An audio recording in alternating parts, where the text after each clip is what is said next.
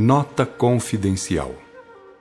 De uns 6 anos para cá, iniciamos um trabalho, o qual consiste em afirmar que o Espírito Santo é mediunidade.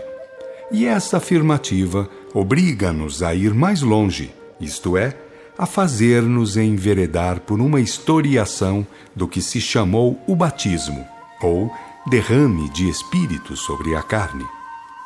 Cumpre, porém, notar que no Velho Testamento a mediunidade é chamada de Espírito de Deus ou do Senhor, sendo os espíritos comunicantes nomeados anjos. Nada há que confundir.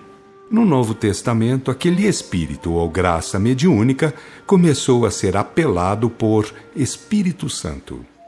Nesse lapso de tempo, tivemos o prazer de ouvir de oradores espíritas alguns elementos novos e dotados de bom senso a mesma afirmação. Também dos espíritos que se têm feito porta-vozes das verdades evangélicas, 2 deles, de quem temos conhecimento, Zodíaco, na Inglaterra, e Emmanuel, no Brasil, houveram por bem assim afirmar. E isto representa algo de importante, visto como já é tempo de se irem derretendo os símbolos para que a luz se faça. No dia em que pudermos extrair dos símbolos escriturísticos os ensinos sublimes que eles encerram, nesse dia poderemos dizer: é em nome dos patriarcas, dos profetas, do Cristo e dos apóstolos que vimos de afirmar ser o Espiritismo a grande esperança dos séculos passados e o consolador das eras que hão de vir. Por ele, os homens compreenderão de vez que a sua capacidade de emancipação é dependente da de realização individual. Tudo o que os grandes espíritos sabem, à custa de seus profundos estudos nos milhões de anos, é ter uma possante capacidade de análise, coisa que lhes facilita um grande poder de síntese, e de todos os elementos fundamentais emanados de Deus e postos ao dispor do homem, nenhum deles se mostra de tanta importância quanto a mediunidade.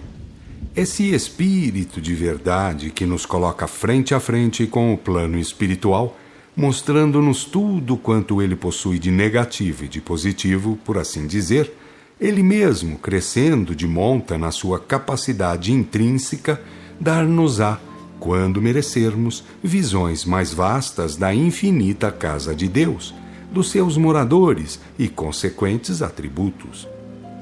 O nosso escopo é, pois, transcrevermos a mensagem de Emmanuel dada por intermédio de Francisco Xavier. Antes, porém, desejamos agradecer a esse bondoso irmão do espaço pela feliz oportunidade que se nos deparou de publicarmos por interferência do Centro Espírita Verdade, do qual é ele patrono, este trabalho que visa revelar o lado histórico do Espiritismo, uma vez que as partes científica, filosófica e religiosa, essas correm por conta da codificação e seus desdobramentos, marco inicial da restauração da Igreja fundada pelo Cristo no Pentecoste, tal como ele nola prometeu. Segue-se a mensagem, isto é, a parte que trata do assunto. Aspas. Mediunidade. E nos últimos dias acontecerá, diz Deus, que do meu espírito derramarei sobre toda a carne, e os vossos filhos e as vossas filhas profetizarão, os vossos mancebos terão visões, e os vossos velhos sonharão sonhos. Atos, capítulo 2, versículo 17. No dia de Pentecoste, Jerusalém estava repleta de forasteiros, filhos da Mesopotâmia, da Frígia, da Líbia, do Egito, cretenses, árabes, partos e romanos se aglomeravam na praça extensa, quando os discípulos, humildes do Nazareno, anunciaram a boa nova, atendendo a cada grupo da multidão em seu idioma particular. Uma onda de surpresa e de alegria invadiu o espírito geral. Não faltaram os céticos no divino concerto, atribuindo à loucura e à embriaguez a revelação observada.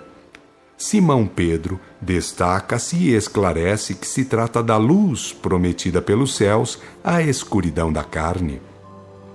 Desde esse dia, as claridades do Pentecoste jorraram sobre o mundo incessantemente. Até aí, os discípulos eram frágeis e indecisos, mas dessa hora em diante quebram as influências do meio, curam os doentes, levantam o espírito dos infortunados, falam aos reis da terra, em nome do Senhor. O poder de Jesus se lhes comunicara às energias reduzidas. Estabelecera-se a era da mediunidade, alicerce de todas as realizações do cristianismo através dos séculos. Contra o seu influxo, trabalham até hoje os prejuízos morais que avassalam os caminhos do homem, mas é sobre a mediunidade, gloriosa luz dos céus oferecida às criaturas no Pentecoste, que se edificam as construções espirituais de todas as comunidades sinceras da doutrina do Cristo, e é ainda ela que, dilatada dos apóstolos ao círculo de todos os homens, ressurge no espiritismo cristão como a alma imortal do cristianismo redivivo. Fecha aspas. Transcrito de O Reformador, de julho de 1941. Observação. Pentecoste é para os judeus o dia em que se comemoram os livros de Moisés, o Pentateuco. Jesus, de todos os vultos reveladores da vontade de Deus que tem vindo à Terra, foi o único que, tendo de cumprir ou epilogar uma missão, qual era a de, num grande sinal, batizar no Espírito Santo ou derramar o Espírito sobre a carne, o fez depois de morto. Para isso, depois de ressurgido, comunicava-se pelo Espírito Santo ou mediunidade, recomendando aos apóstolos que não saíssem de Jerusalém enquanto não se desse o grande acontecimento. O Pentecoste é, assim, o Natal do Espiritismo. Desse dia em diante é que começou a Igreja do Cristo, igreja que foi solapada pelos verdugos da verdade e que, de conformidade com as profecias, começou a ser restaurada nos dias de Kardec.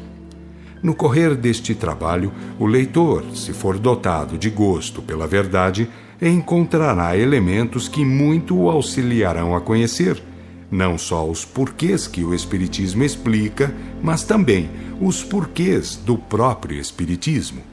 Oswaldo Polidoro.